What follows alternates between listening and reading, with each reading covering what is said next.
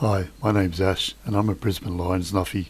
It's been 225 days since Brisbane last won at the Gabba in the preliminary final against Carlton in 2023. And in that time I felt excitement, anticipation, anxiety, pain, depression, and just general feelings of when are we going to win here again? And guess what?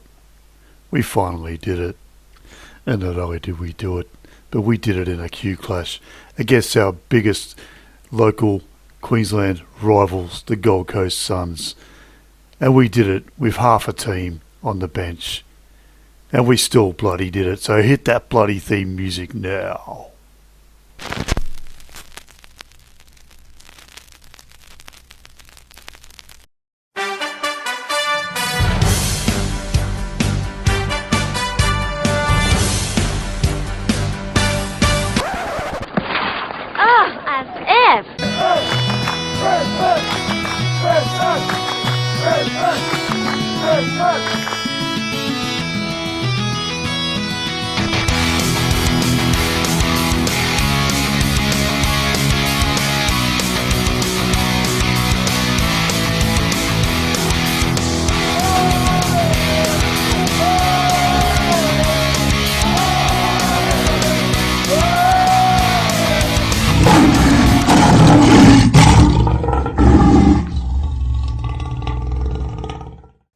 Well, welcome to winning. It's not a feeling we've had very often this year in our AFL team, but it happened, and it happened against the odds. And joining me to talk about it, as always, is the man with the dulcet tones and the golden tonsils, Al McGovern. The champ is here! The champ is here! The champ is here! Welcome, Al. Ash, how are we? Yeah, pretty good. That's good, mate. It's always good the day after having a win. Yeah, it's been a little while for the senior team, obviously, but bit of a sour taste, regardless, even though it was a win. Yeah, I definitely want to get into that pretty early, but when you said it's been a while, it just triggered something I saw on social media today. One of our fans, God bless her soul, the club put the video of the song, aftermatch song up. Yep. And she's commented, "It's been a hell of a long time since we've heard this." I'm thinking, well, it's only been 2 weeks, but you know. God, it feels like it's been 12 weeks, mate. It's been a wild ride. Yeah. I will say though, in regards to the team song though, so I watched on KO, like I assume most people do. Yeah. I'm not sure if there was. I'm assuming there was Channel 7 coverage. No, right? there was no Channel 7 coverage. Oh, okay. Well, that makes it even worse. And the fact that I wanted to see the song straight after the game because we had two debutants and it was a win. And you know how there's the whole Gatorade circle and it's like an initiation kind of thing. And then it went straight into bounce and they well, the thing with that, they said they were going to show it straight away. And I watched for 30 minutes and they never showed it. they did show it in the end, but what happened? So I switched it off by that point. I switched it off as soon as they did it. So what happened? Obviously, they had the presentation of the medal. Yep. They should have shown that. They always previously did. I guess because it's a late Sunday night, they probably have time restrictions with advertising contracts and all that. I kind of get it. Having worked in the media in the past, I kind of get it, but it doesn't make it any more likable. No. But the thing with the song was, and Dunstall mentioned it a couple of times, but I also noticed that the club socials took a long time to sort of get anything happening as well because it took the guys 34 minutes to get down into the rooms. Are you serious? Yeah. So I'm assuming after the presentation, they must have given out a lot of mini footies to the crowd and slapped a few hands and that sort of thing. Yeah. Which, rightly so. I mean, the fans deserved it. Seeing 3 losses up there this year in a row and then finally get a win.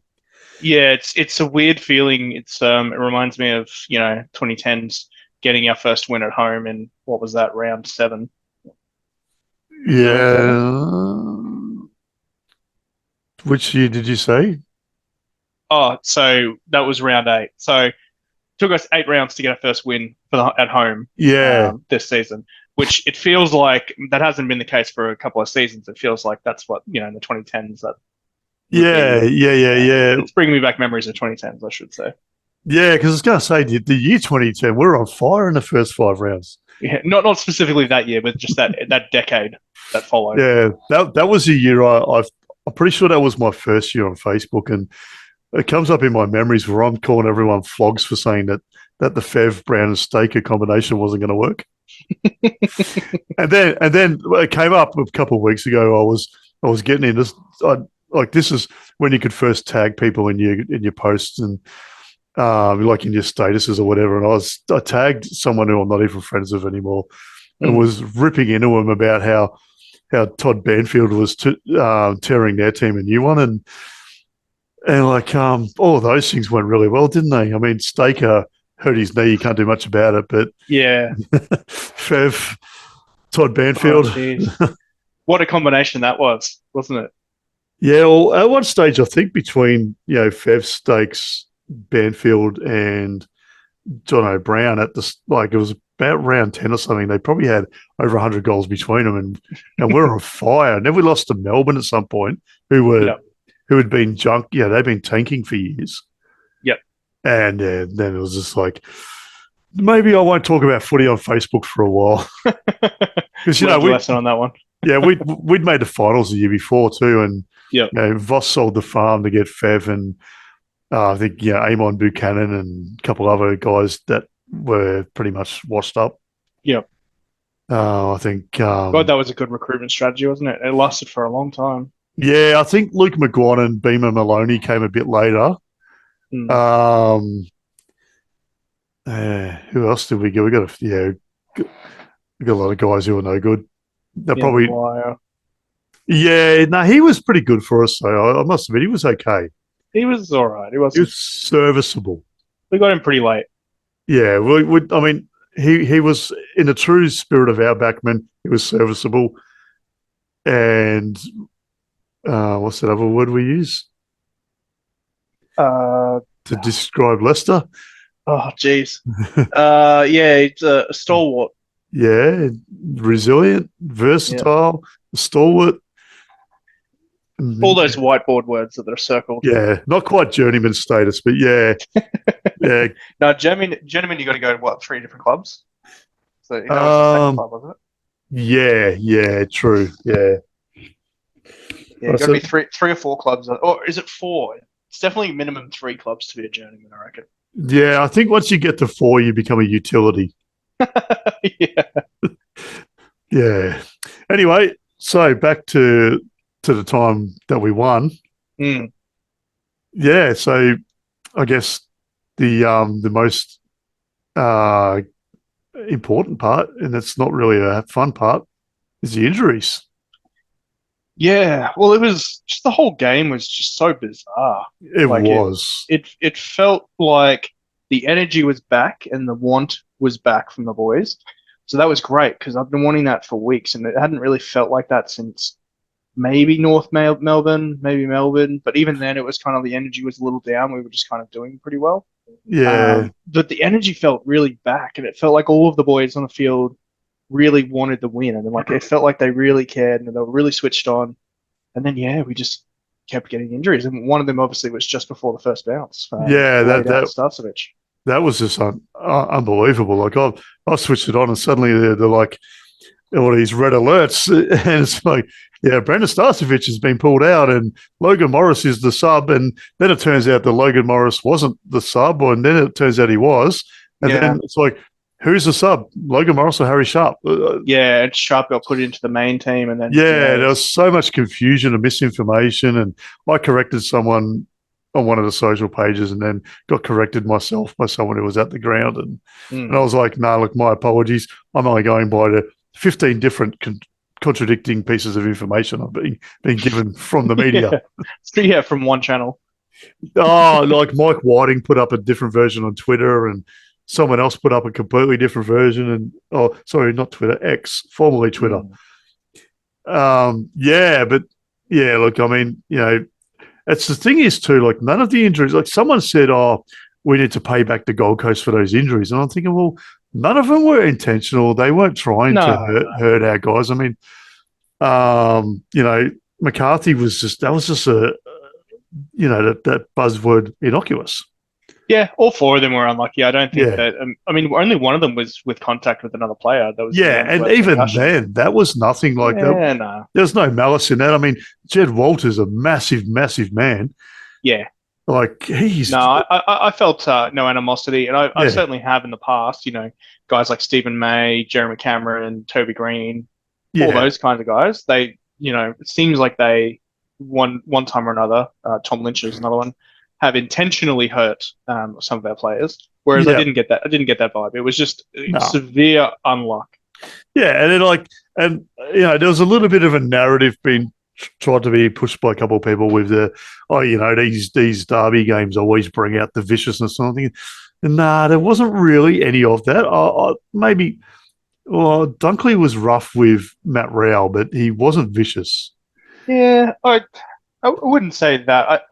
I wouldn't say that there was a viciousness of the game. I would just say that it felt like the boys really wanted to win. And I don't know if that was just because last week was so bad, or if it was because it was Gold Coast and that they actually do care about particularly winning against Gold Coast, or what the reason was. Maybe they got, had a deep and meaningful conversation during the week, or maybe there was a big, big spray or something like that. But something put the energy back into them for the game, and I loved it.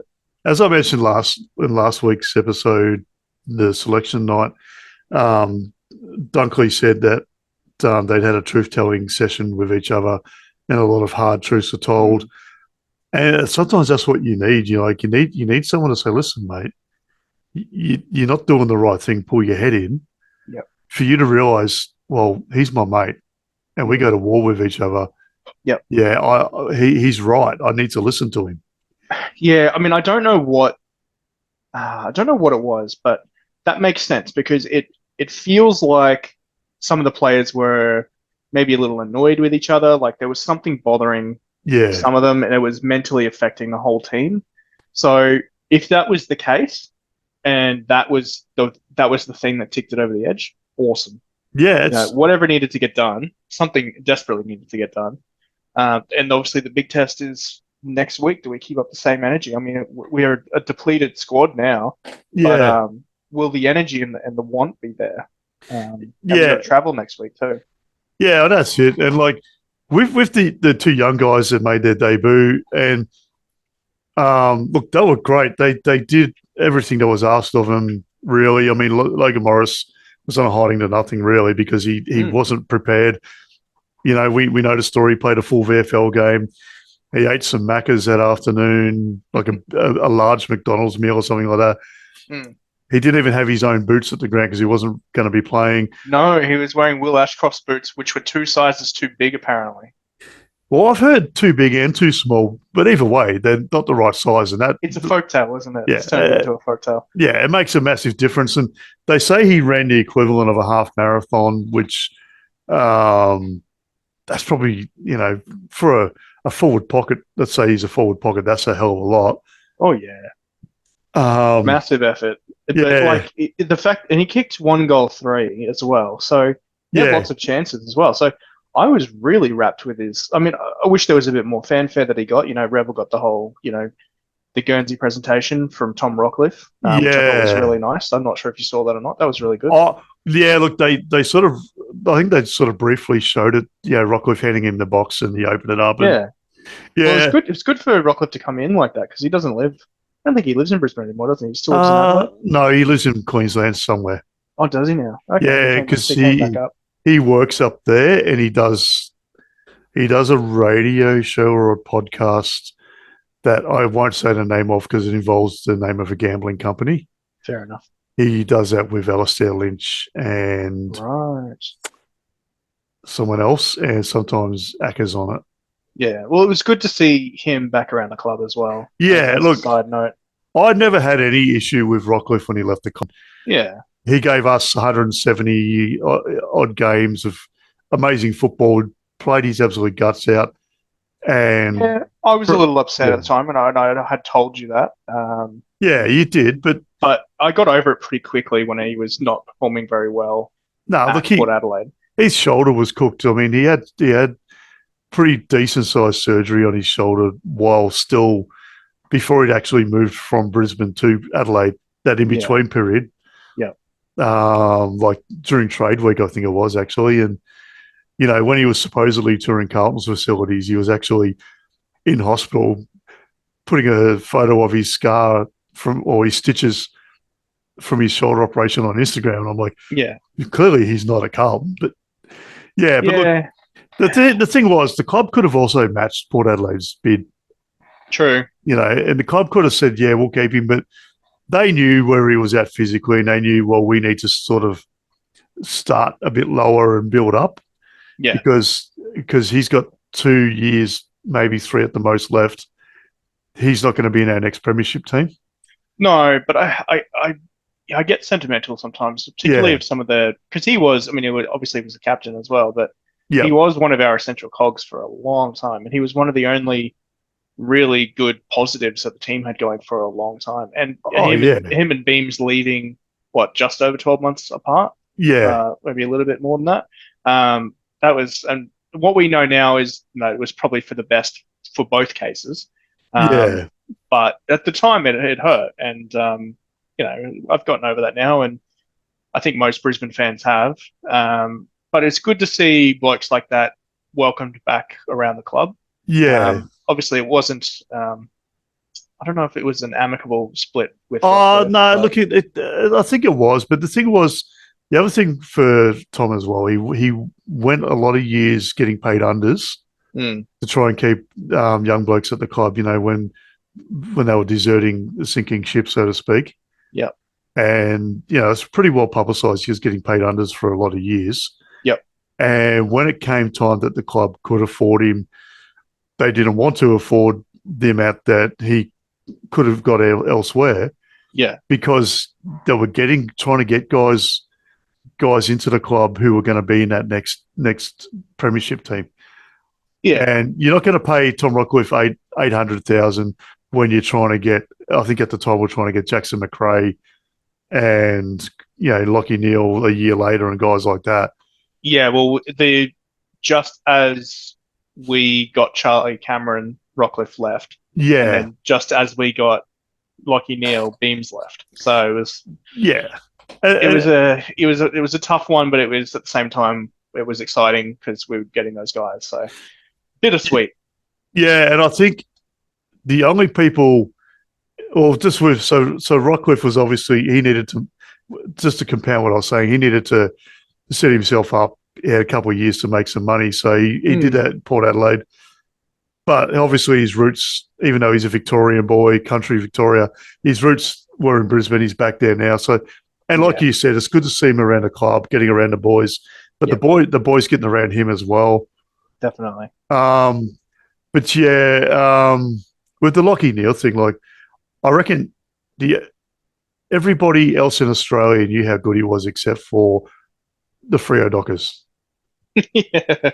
Like they knew he was good, but they were like, "Oh yeah, but we've got this other guy who's won a couple of Brownlow medals or whatever. And he'll be great forever. He's the big stud here. We don't need anyone else to be good. We just need him to do it. His body will definitely hold up for another 15 to 20 years. Yeah, and Matt Taverner's body at full forward is going to hold up, and and Alex Pearce is never going to have an injury in his life down at centre half back, and so we'll just make those three guys our absolute linchpins. And here's this guy getting 35 plus nearly every week. Yep. And the Victorian media are losing their minds, going, "How good's Lockie Neal?" And then they're going, "Why isn't he getting the recognition over there where he lives?" And then they kind of did the same thing with Lockie Schultz, who ended up going. Well, that was Freo. Still Freo. But he went to Collingwood. Is what I meant to say. Sorry. Yeah, well, I mean, they shoved Shooter down in a forward pocket, and when he played for Williamstown, before he got drafted, he was a mid. I mean, he's not real super tall. He's like probably Dayne Zorko size, but he was a gut running mid. Oh yeah, he's a good player. He's a very good player. I know, massive step up from the VFL to the AFL, but goes to Freo. They put him on rookie contracts or 1 year contracts every year that he's there, and shove him in a forward pocket. And they wonder why he goes to one of the big Victorian clubs. Yeah, well, how many feathers are in Peter Bell's cap? How many was that again? Say that again. How many feathers are in Peter Bell's cap again? Uh, Thinking not many. Maybe one for Jackson, but well, they got Rory Lobb and Jesse Hogan, and oh, they had long-term careers there. yeah, of course. I think the only actual genuine win they had was Jackson, and Yeah, he's pretty inconsistent as well.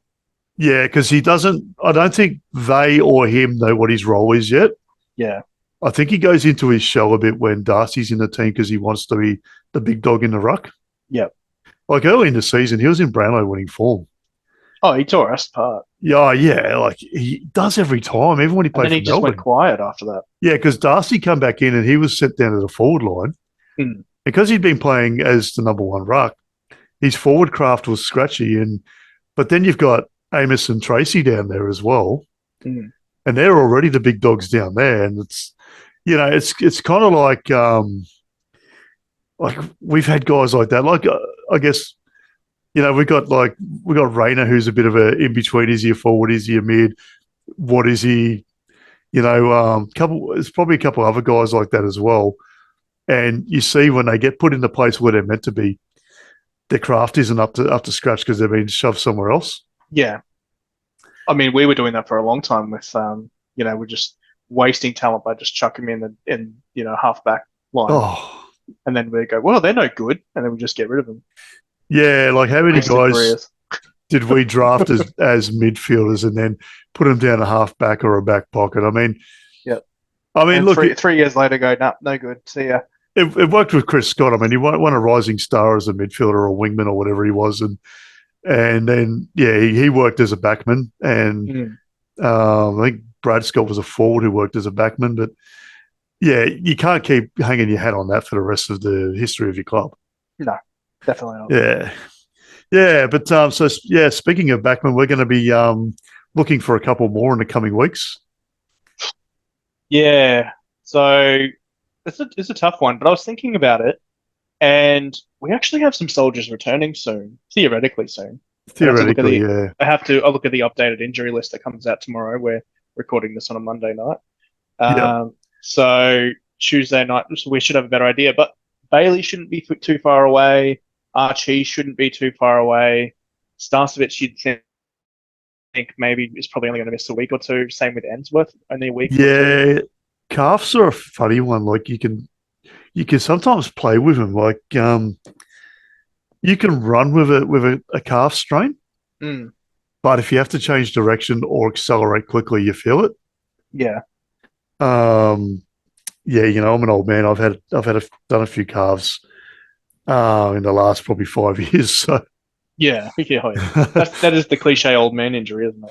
Yeah. Well, that was the first time I did one. I actually did it at footy training when I was coaching some juniors, and the coach of another age group come up to me and goes, "I told you you're an old man." I go, "What do you mean?" He goes, "You've hurt your calf. I can see by the way you're walking." Oh, jeez, that's brutal. I'm like, yeah, fair call.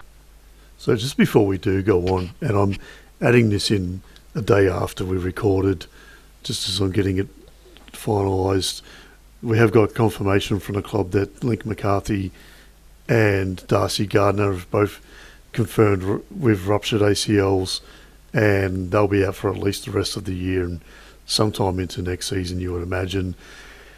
And Brandon Starcevich has been confirmed with a 4 to 5 week injury. Yeah, Zach Bailey and Dev Robertson still a few weeks away as well. However, Jimmy Madden and Callum Archie should be back this week and be available, so that could be very helpful with those two guys. All right, well, back to the pod. But yeah, I've got the injury list up now. Bailey, they're saying 3 to 4 weeks as of today. Mm-hmm. They're saying Archie 1 week as of today. Carter Michael, he's perpetually out. So yeah, I wouldn't wait on Carter Michael. He's probably going to say 10 weeks when we look no, it says 2 weeks. James Madden test. Yep. But we've got look, it's not two guys who are going to get a heap of Brownlow votes, but Shadow Brain could be in for a debut. He's been pretty solid. Jackson Pry's actually been reasonably solid down back this year. Yep. He hasn't been setting the world on fire, but he's been doing his job. You know, he can hold up a position down back. When you think about it, there is actually quite a few guys we could chuck in, but Yeah, I think it's just when you see two guys go down in the same match with potentially an ACL yeah, or at a minimum, a long-term knee injury. Hopefully nothing too serious, but they did look pretty bad, both of them. yeah, Look, even if one of them is an MCL and it's 10 weeks and it's not a season, like that's better, well, but still, yeah. that's still most of the season gone.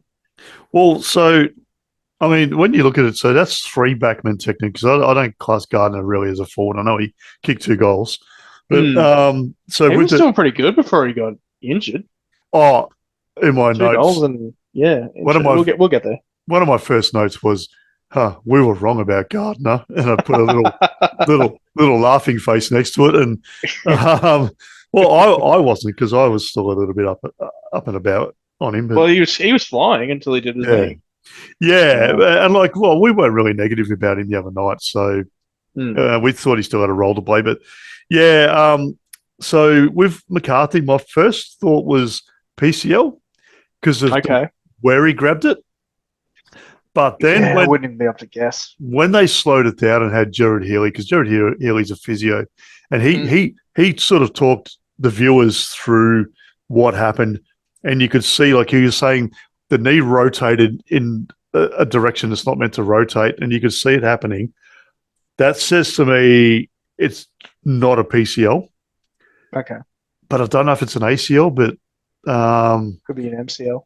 Generally with an ACL, they're pretty quick to come out with it, you know what I mean? Now, being a public holiday up in your part of the world, yep, that could be a reason why we're waiting an extra day, but generally footballers get seen to a lot quicker because it's got private health insurance and all that sort of thing. So, well, I think they even have facilities at the Gabba to do the scans, don't they? I couldn't tell you. I just know that they generally get it done pretty quick. Yeah, I think there's a scanning facility at the Gabba for the Would not surprise me. I mean, what do they use in ultrasound, really, don't they? Yeah, it wouldn't be too complicated. It's not a bloody, one of those ones where the whole body goes in. Yeah, so the thing too with an ACL, generally you don't limp off with an ACL. You can actually walk off. You can even jog off in some instances. And I'm going to get howled down for saying that by the experts on the socials. I'm going to be like, "Oh, you can't do anything," but you can. Yeah. It's such a field that I know nothing about, so it would be a complete guess for me to say anything. I've done my patella tendon, I've done these, but I've never done an ACL. But I've seen a lot of ACLs injuries on TV, and you see them; they walk off. Yeah. Now, both McCarthy limped off really badly. So there could be a possibility, worst case scenario, similar to the injury Tom Mitchell had a few years ago, where he also broke his leg as well as doing his ACL. Yep. That I would not wish that on even my worst enemy. That would be horrible. Yeah. And hopefully Lincoln's not at the worst case. But if it's a PCL, that heals itself. And Harris Andrews showed you can play through it. I mean, your form dips, but with Gardner, he couldn't even limp off. Yeah, so, that's bad. Yeah, that tells me that it could be a combination of a couple of things, or it could be a really serious one. Well, so I mean, we wait on the duration of how long they're going to be out for, but I actually think that replacing them's pretty straightforward, to be honest. Do you want to hear my theory of replacement? Yeah, go for it. So Kalachi and James Madden are both listed as, well, test in 1 week. So theoretically, they should both be back ready to go this week. So I think Madden slots in for Madden slots in for Answorth. Yep. And then I think Archie slots in for McCarthy and can rotate around, maybe move Zorko around and things like that. But he can fill that spot. And then I think you keep Revel and Morris in the team. And Morris takes Gardner's spot. and then Bruce was already in the team because he wasn't included because of the injury. So Revel could be an interesting one because he did have a lot of trouble with cramps, and now he got 60% game time.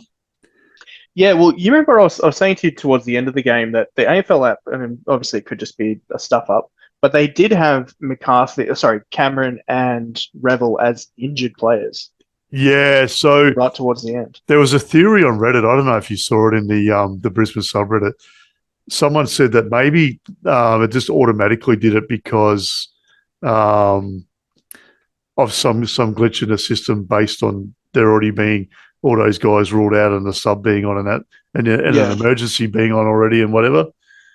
So, yeah, look, as I said to you and I said on Reddit, it was probably the work experience kid, Sunday night, public holiday the next day. Yeah, I think so. But I think both were getting assessed at certain points as well. So maybe the person doing it just thought while they were getting assessed that they had actually been ruled out, but they hadn't been. Yeah. They weren't confirmed to be injured after the game, so that's good. But, I mean, obviously you don't know what, a guy could get pulled out through the week, with a lingering injury from the game, and we won't know about it until either tomorrow when the injury list comes out or a selection. Yeah, and look, I think with Cameron, it looked like he got kicked in the ankle, or one commentator said it looked like he kicked himself in the ankle in a contest. It looked like it hurt, whatever it was. Yeah, Yeah, I mean, it's a pretty, that bone that protrudes at the side there. If you get a kick there, don't forget he's had an ankle injury before too. Oh yeah, his feet were pretty shocking for the first couple of years we had him. Yeah, so and that does hurt, and especially if it was someone bigger than him, which is most people anyway. And that again, no, there wasn't anything intentional. They were going for the ball and the legs got tangled up, and yeah. So he was being assessed. He was obviously seemed to be okay. He kicked a couple of goals and looked sort of lively for periods. But what's really good for a guy struggling with ankle pain is when you force him to stay on the mark. Yeah. Instead of going off to the bench. Remember when that happened? Yeah, because did you see that footage where the umpire was stay on your mark? Yeah, he was struggling to stand. The umpire goes, "You're not being seen to by a trainer, so you can stand the mark." That was so rough on Charlie. Yeah, but look, I didn't hate it either. It was. He could barely stand. Yeah, but I think, yeah, look, it did. I mean, with hindsight, I don't hate it. At the time, I was like, "Come on, mate, just get Hipwood or Danaher or Big O to stand there with exactly, or Harris Andrews, one of the taller guys, one of the really athletic ones that can jump really high with long reach." Yeah, yeah.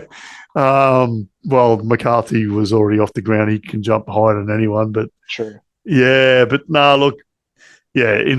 With the benefit of hindsight, it was probably wasn't the worst thing. But at the time, yeah, I was a bit miffed, but like you were. But yeah, but well, I mean, we got to talk about one particular person too.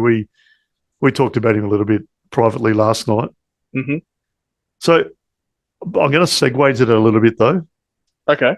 So all the buzz today was about the two young guys, and I mean, I'm going to call Revel young. He's 23, but a first game is always going to be a young fella. Yeah. And look, I mean, there was a lot of talk from a lot of supporters saying these 2, 3, if you include sharp young guys, brought the energy. And yeah, they did bring a lot of energy, and they were really good. Don't get me wrong. They did a lot of good things. They were really good. Morris had a few periods where he sort of looked a bit out of place, and that's going to happen because he's really look. Ideally, he wouldn't have played because we wouldn't have needed to bring him in.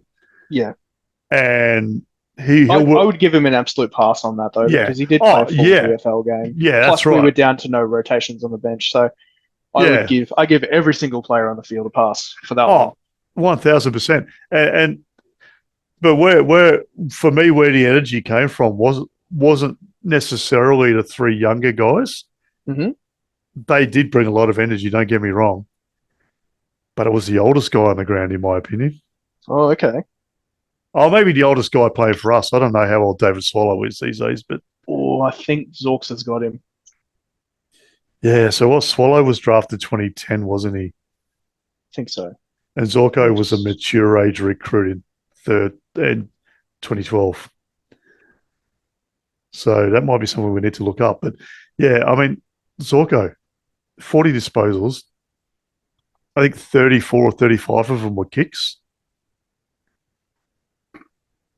He's a year, so Swallow's a year older than Zorko. There you go. But either way, the oldest guy playing for us brought the energy for us. Yep. He was like, we've talked about him so often this year about how good he's been. Oh wait, I think I've got one of the Swallow brothers. It's not Andrew, is it? No, it's David. David. Andrew is older. Yeah. No. So David's like 4 years younger than Zorko. There you go. Yeah, because like Andrew's retired and he's playing local footy somewhere, or I always get those two confused. He's coaching I think he might even be helping out the Eagles. Don't quote me on that though, because I'm probably wrong. Well, I thought David was way older. He's only 31. There you go. Yeah, he's got a few more years at least. Oh, when you think about it, if he's drafted as a 17-year-old in 2010, because they were allowed to draft 17-year-olds then. Yes, yeah. They were and the Giants were. He debuted 2011. Yeah. Which was the year I graduated high school. So he's only a year older than me. Yeah, there you go. Actually, he's 32 this year, but at the moment he's 31, so he's 1992. So he'll be 32 by then. Well, you know, it's funny. Like we've just both been sort of padding away, coming out with things that we know we're wrong about, but we're trying to be right. I was listening to this history podcast while I was at work today, and there's a historian. He referred to himself as a wrongologist. Mm. He goes, "I'm quite often wrong, but I'm right about the way I'm wrong." Interesting. He goes, I'm right about the historical recorded fact, but I'm wrong about whether it actually happened or not because we weren't there. Interesting. Yeah, but anyway, that's just a little side note. But a little side note to David Swallow as well. When I googled his age, a bunch of his highlight photos came up. Yeah, and none of them are recent ones. They're all like that's Jed Adcock chasing him in this one. Dane Beams, Eddie Betts. Yeah, he apparently hasn't done much in the last couple of years. Yeah, it was like last night. They showed some footage of Tuke Miller trying to rough up Zorko, and that was back when we had that yellow and white jumper with the maroon stripe down each side. Yeah. And you see Dane Beams running in and start pushing Tuke Miller around. I'm like, that wasn't our best ever away jumper, and no. God, that must have been a long time ago. Oh yeah, but like 2018 at least. Yeah, but yeah, 17 or 18, I reckon. So like 6 years, 7 years. That was probably Fagan's first game with the club. Remember that one? Yeah, I do. Yeah. That set the scene for the next however many years of Fagan's been there, didn't it?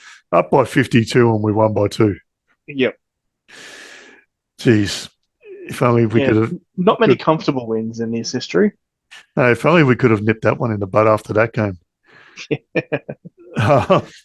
The supporters would have had much lower heart rates when watching the games, that's for sure. That's exactly right. Yeah. Anyway, so yeah, Zorko. I mean, we're gonna we'll talk a bit more about him later. Mm-hmm. I see no reason why we won't. But Lockie Neal as well. He was he sort of dropped off a little bit towards the end, I thought. But from his usual output, yeah. Yeah, like we were talking at one stage that he was best on ground. And then Zorko just went ballistic and took over from I guess the attacking and domineering point of view. Yep. And he was unstoppable for the whole game. Yeah, and a little note on David Swallow. This nearly became weird stat of the week was the amount of times that good old Dwayne Russell mentioned that David Swallow's almost about to pass the record for most games played without playing a final. Yeah, that's a brutal stat, isn't it? Yeah. I forget who he said holds the record, but I don't know. He didn't play for us. I don't care. That could be any Essendon player as well, though. It wasn't, though. It was... No, I just mean like extended periods of time without playing finals. I feel like it was someone who played before you were even born. Yeah, there's a lot of those. Yeah. Yeah, well, I mean, the great Kevin Murray played 333 games and only played one final. Yep, and they were all before I was born. Yeah, mate, he retired the year before I was born, so I'll give you the tip. Yeah, yeah, all the mids really. Barry was unreal. I mean, I think he's really sort of come into himself a bit this year. And that's Jared, not Tom. Yeah, yeah. Oh, look, I thought this game he was actually really good, and I thought maybe last game he showed a little bit. Yeah, But in the last couple of weeks he's been much better than what we're used to. But he did start slow, like everyone else did. yeah. I mean, Gold Coast got that early goal to Ben King. I nearly called him Max, which a couple of commentators did, and they got corrected by the other commentators. Mm. But has Ben King though? He had like a really a nothing game, but he still kicked 3 goals. Yeah, he was the highest individual goal scorer of anyone on the field, but it didn't feel like he had that much of an impact on the game, did it? It felt like he had about 74 seconds of impact in the whole game. Yeah. Well, he's like statistically like one of their lowest rated players, even with his goals. So that's interesting. Hey, yeah, but you know what? You can be lowly ranked and still be fussed over by the media. I mean, Nick Dacos was apparently about the 6th or 7th ranked player for Collingwood the other night, and Damien Barrett gave him MVP of the week. So go figure. Yeah, true. Just a little side note there. I'm finding myself as the fines master of the podcast for mentioning the D word surname of our old mate Nick, who plays for Collingwood, whose surname we aren't allowed to mention on the show. So that's a $5 for me, and I'll cop that. Put that towards our end of season, whatever it is we end up doing. We won't be going to Vegas.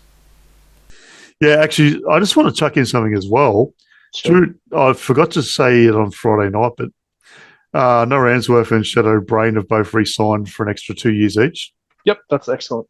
Yeah, it's good. It's good that these young fellas want to sort of buy into it, and especially Answorth as well, considering how much footy, senior footy he didn't play. To still want to stick around and be a part of it, and recognise that that's the place he wants to be. Yeah, I mean, I haven't met him, but he does, from what I see in media and stuff like that, he does strike me as the kind of guy who would want to earn his spot instead of go, no, I want guaranteed game time in my contract at a new club or whatever. Some guys will ask for that, but he seems like the kind of guy that he'd be more willing to fight it out and earn his spot. Yeah, considering what he had to go through to get to the AFL in the first place with his back. Oh, yeah. And other injuries he had, he clearly is a guy who's not afraid of getting his hands dirty and working hard.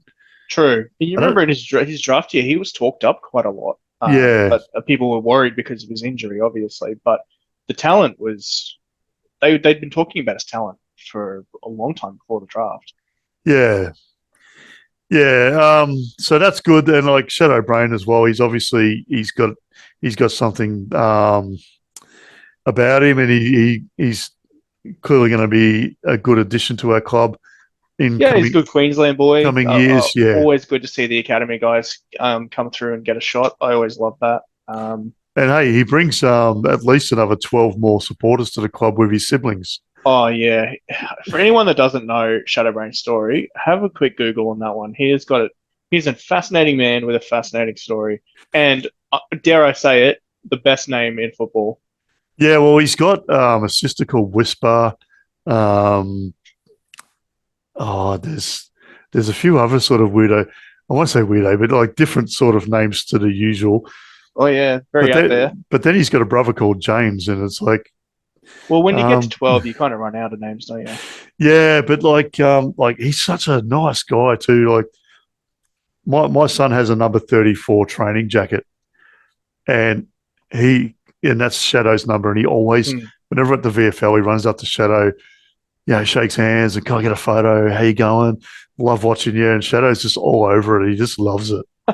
He's Yeah, such well, a imagine being in his position and like it must be crazy being, especially the guys that aren't talked about a lot in the lead up to their draft year. yeah, When they get picked up, one, what an amazing feeling to get picked up, but two, to have people know your name and be excited to just see you play local footy, like VFL level footy. That must be yeah, such a surreal feeling for those guys. Not so much the guys where they know 2 years out that they're a good chance for pick one and they've already got an agent and they're already yeah. going on talk shows and stuff. Those guys probably wouldn't be as impactful, but guys like Shadowbrain and a lot of the guys from like the academy and, even just like, the lower pick guys from anywhere in the country, it must be an amazing feeling for But them. there's a lot to be said about the academies, really. Like, and I can speak from experience with our academy, having met a lot of the boys over the years. Like Mm. Ben Keys, lovely guy. Ruben William, I'm pretty sure he was from our academy. Or was Yep, he was, yeah. he seemed really really lovely. Harris Andrews just amazing in every possible way. Regardless of what anyone says about Eric Hipwood, anyone who's met him, um, they love him. Yeah. He's such a level-headed guy, feet on the ground sort of thing.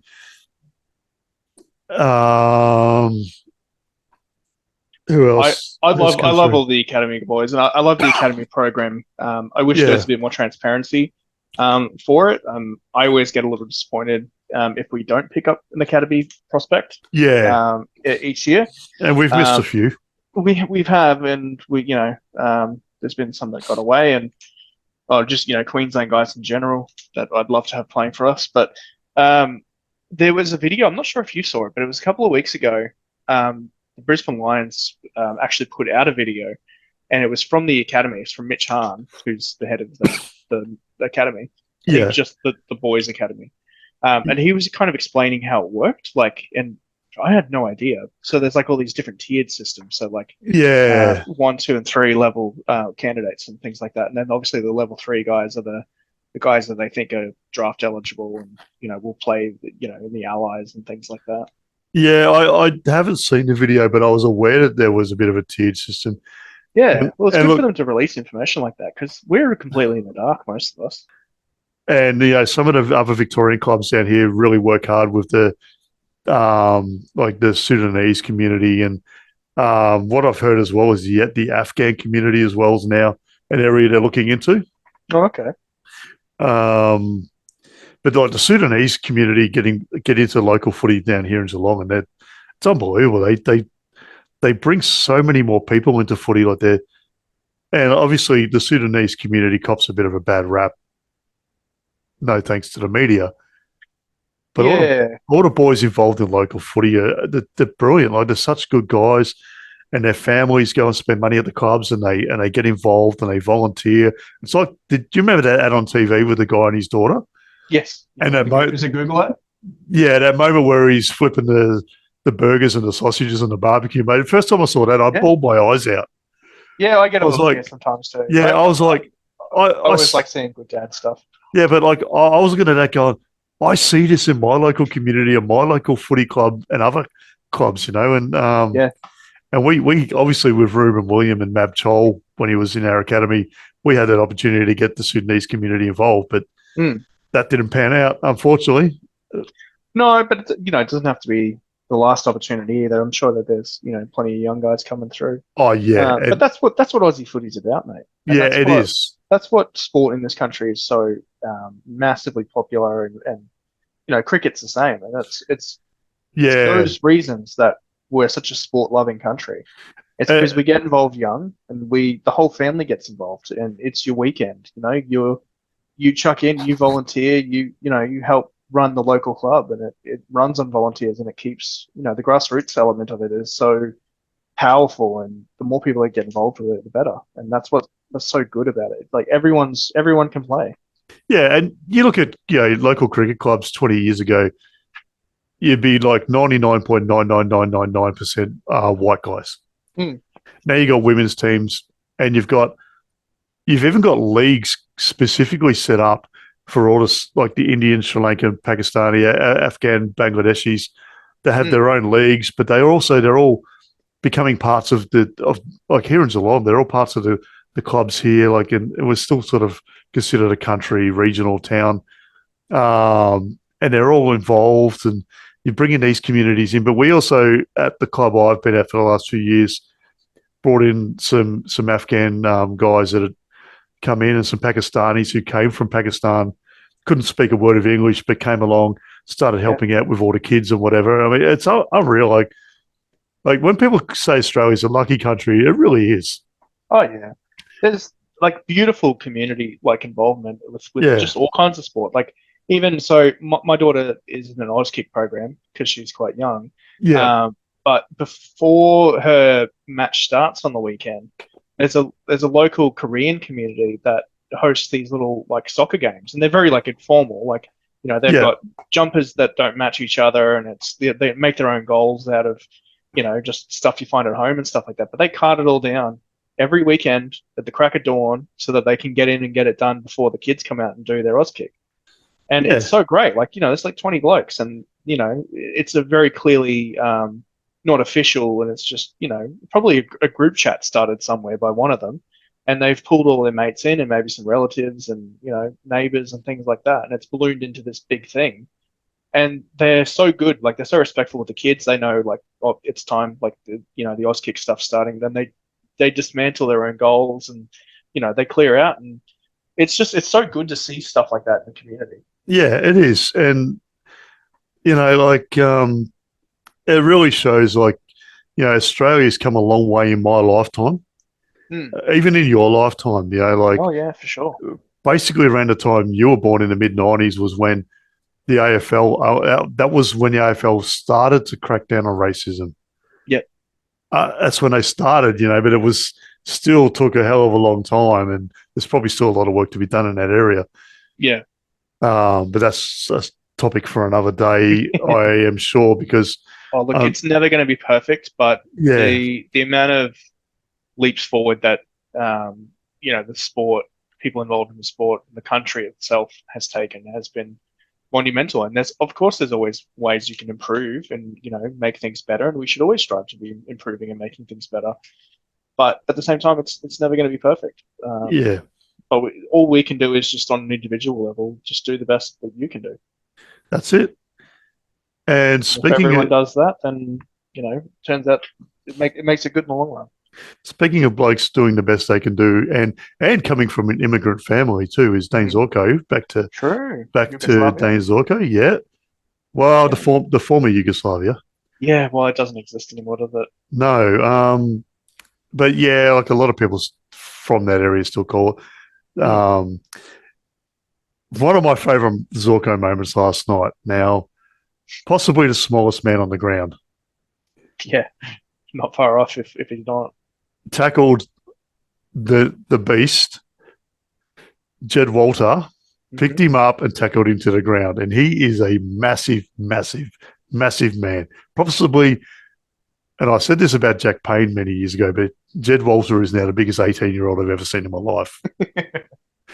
And Zorko just picked him up like he was nothing and just tossed him on the ground. Yep. Oh, he's deceptively strong, Zorko. Yeah, have you ever shaken hands with him at like a family day or anything? Oh, I have, but not in a long time. Yeah, it's like Teddy Whitten. Your hand stays broken for a couple of weeks. Yeah.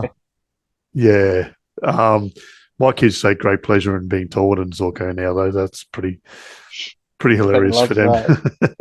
They reminded him the day after the grand final, and I think he was still drunk, so he kind of just giggled. Yeah, true. Him and Dev Rob were both very clearly inebriated, and rightly so. They deserve to be. I don't blame them. They played their guts out all season and played their guts out the day before. But That's exactly right. And obviously had a lot of. Which beer company sponsors our club these days? Is it 4X still? Yeah, it's 4X and it's been 4X for a long time. Yeah. So what do they call them? The Milton Mangoes or something like that?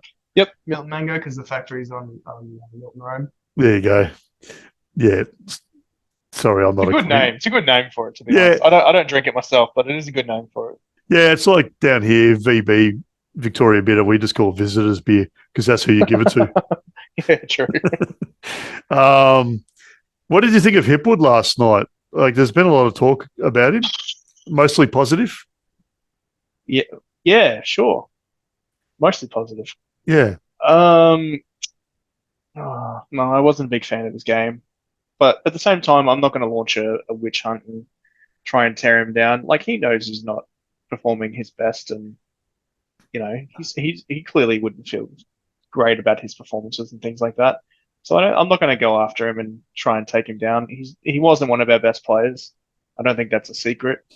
And he hasn't really had a great season in 2024 so far. I thought his intent was there for periods in the game last night. Like he tried to make things happen at times. He never looks like he's not interested, and he never looks like he's not trying. He always looks like he's being fierce about what he does, and determined.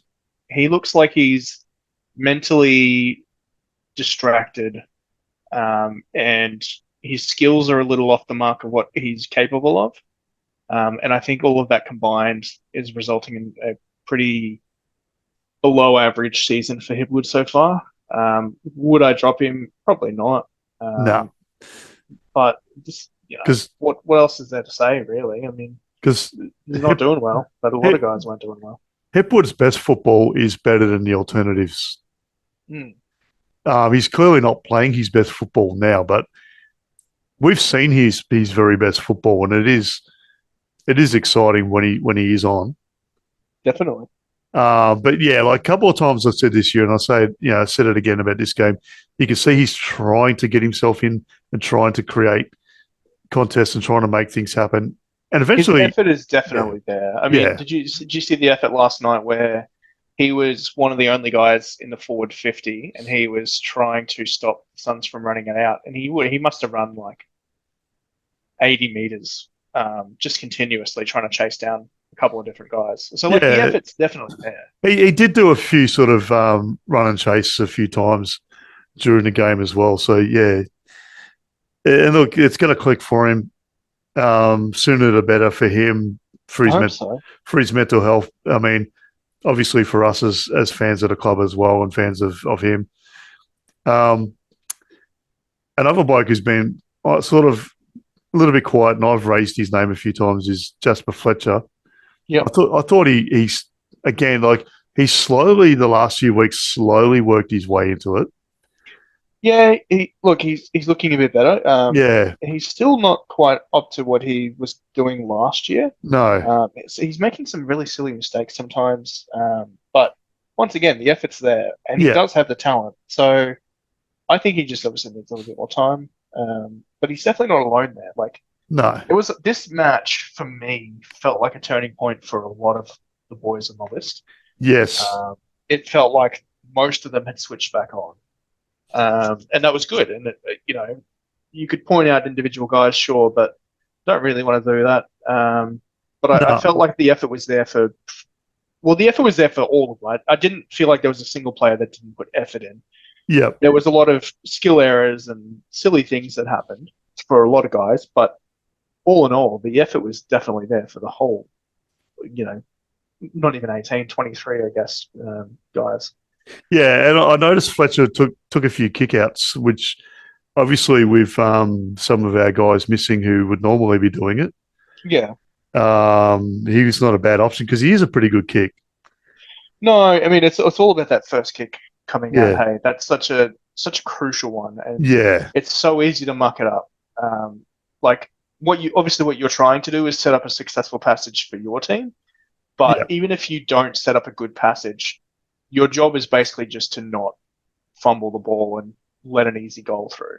Yeah, and he did that. He didn't muck it up. Yeah, like it didn't offend me seeing him doing that. That's for sure.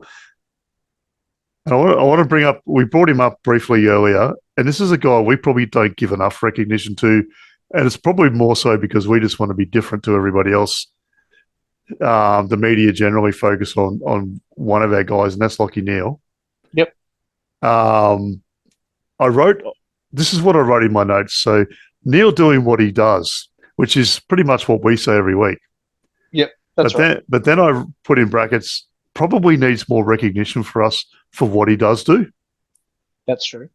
And, there's been like a few games lately where he has absolutely worked his ass off. I mean, he gets the weeks where they just run around punching him in the guts and in the shoulder and grabbing his arms and pulling him to the ground and stuff.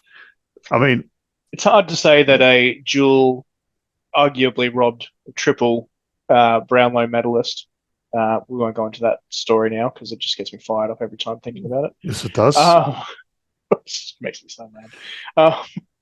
That he's, underappreciated or undervalued or anything like that. But I think he really is. So we see a lot of the things that he does. Yeah. And they're great things. But there's a lot that we don't necessarily see or pay attention to. And it's a lot of the off the ball stuff.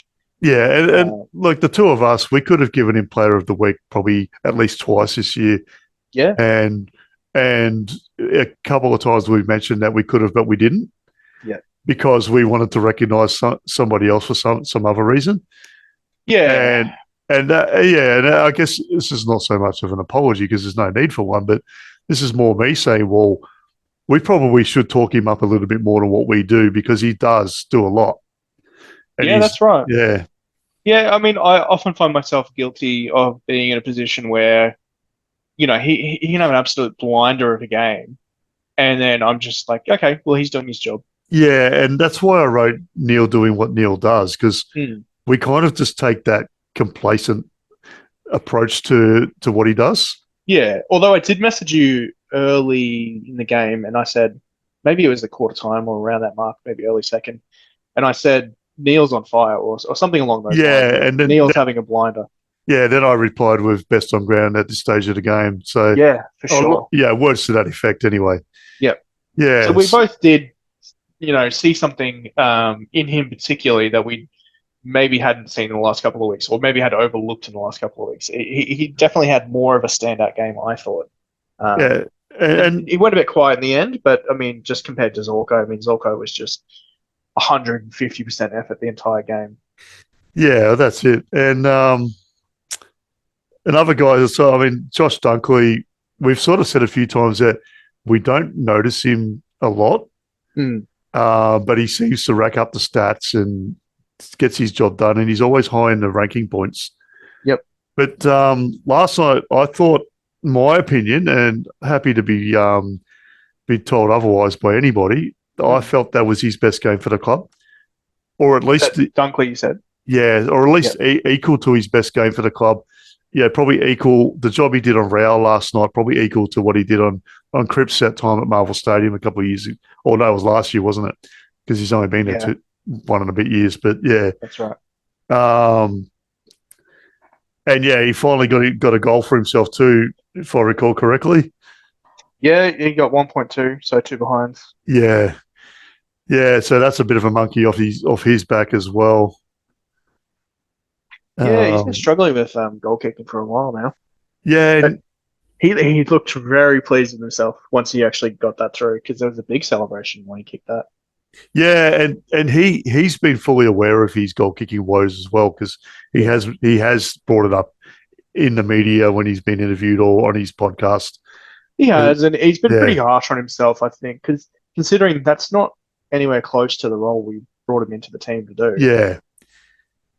Yeah, so, and I mean, it's not like we got Joe Danaher in and, he couldn't kick a goal or anything like that. I mean, he's wishy-washy sometimes, but, I mean, he still pulls off incredible feats. Yeah. He'll do the silliest stuff and then the most amazing stuff in the same game. It's like that massive goal he kicked from the boundary line. Oh. That was amazing. And then the ones he missed, it's like, oh.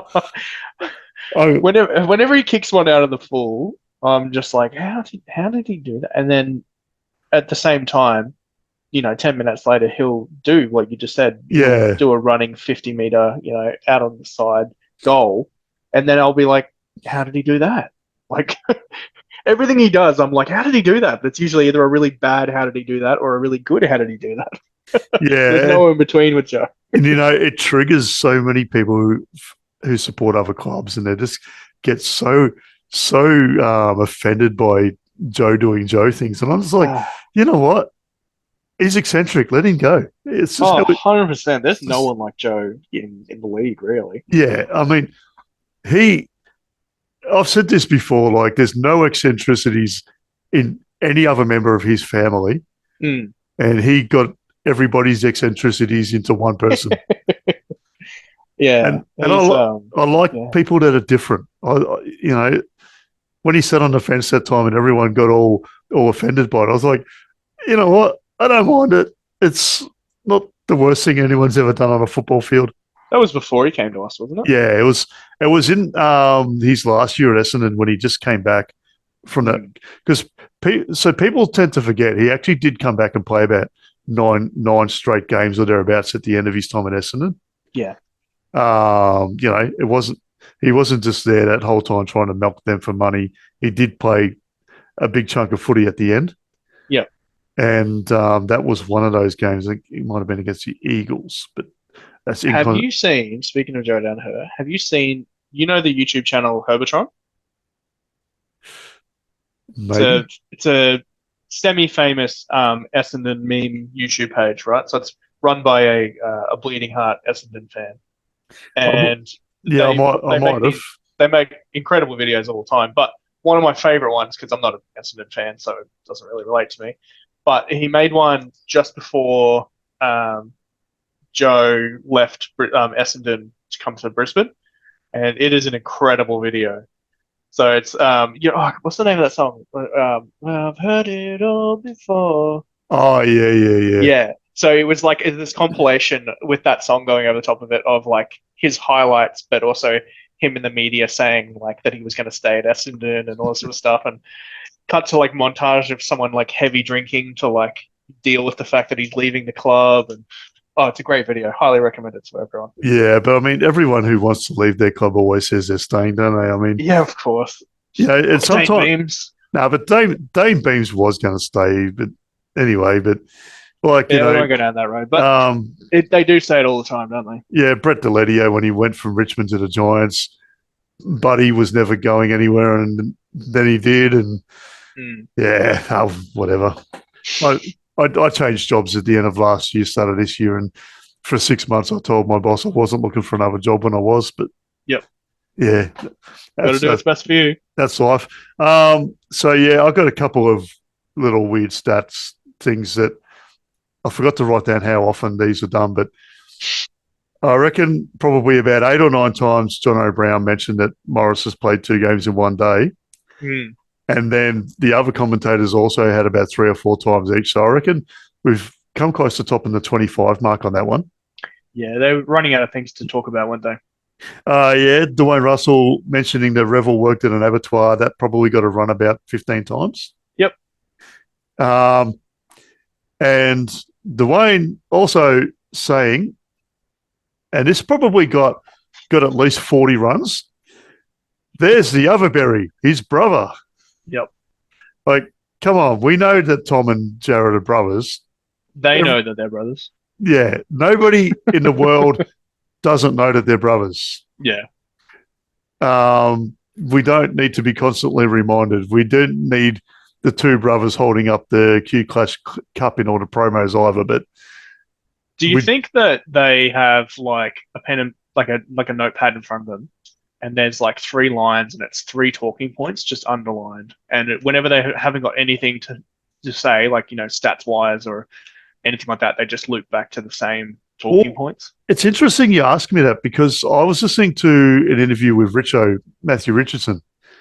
Actually, for a bloke who looked like a flog on a football field, he actually comes across as a pretty decent guy. But he was talking about how BT prepares, and he gets this big square or rectangular piece of cardboard, writes all these points that he's going to bring up, and has little nails in them and attaches string to certain points and whatever.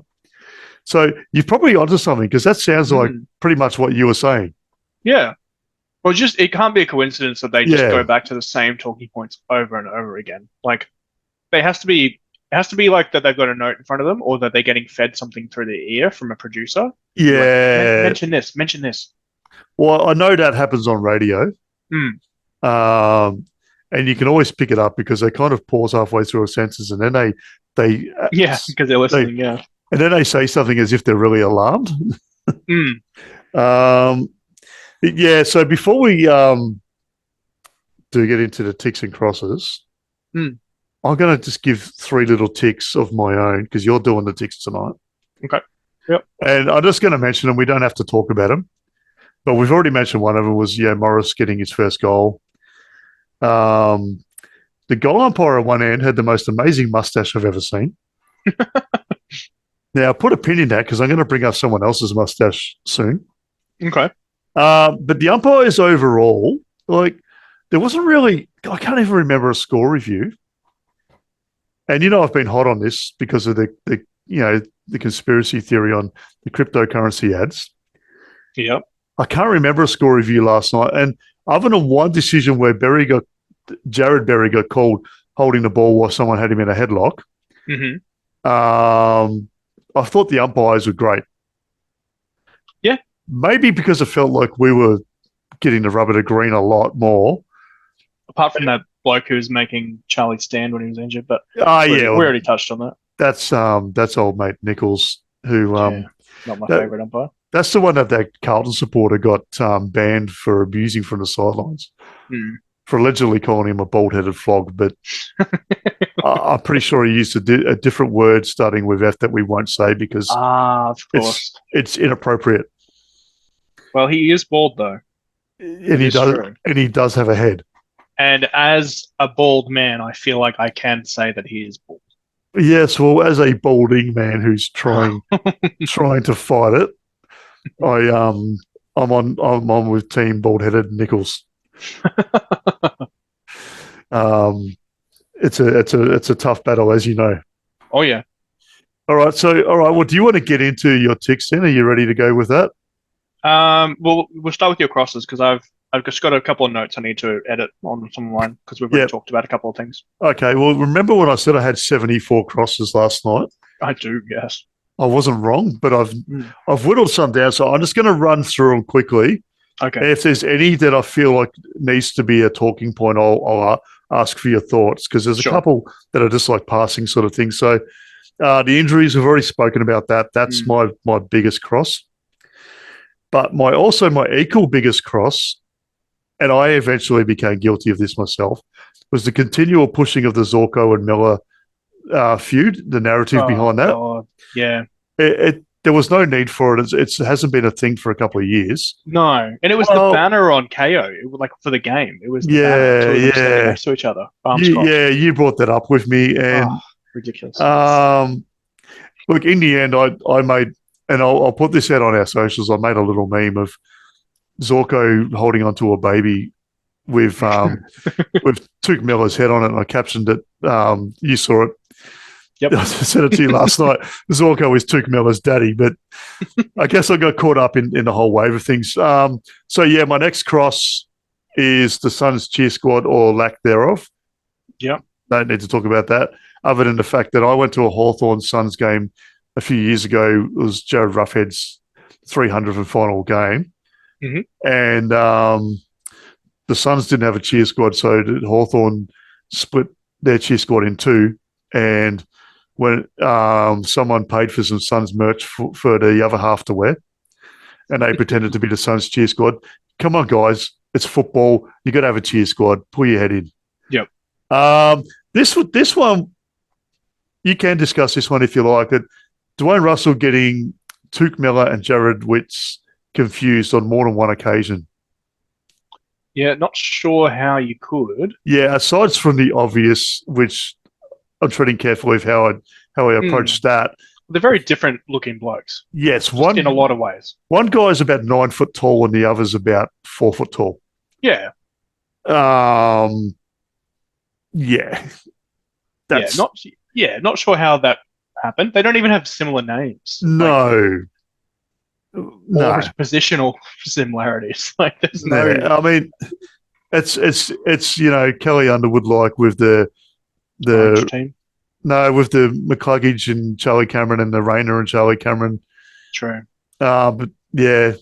Although you got Lyons and McCluggage confused a couple of weeks back as well. No one ever reminds me of that. I don't even remind myself. So this one we've spoken about as well is the Danaher's goal kicking. Yep. And then I wrote in brackets maybe because it's about a second after I typed it into my phone, he kicked that big boomer. So he stuck it right up me, and good on him. My next one is McCluggage. This probably does need to be talked about a little bit. Okay. I thought, look, he got a lot of the ball and he was in a lot of contests, but I thought, like last week, I thought that his impact with his disposals was probably not great. And he got been a caught bit off his best, isn't he? Yeah, he got caught holding the ball a couple of times as well.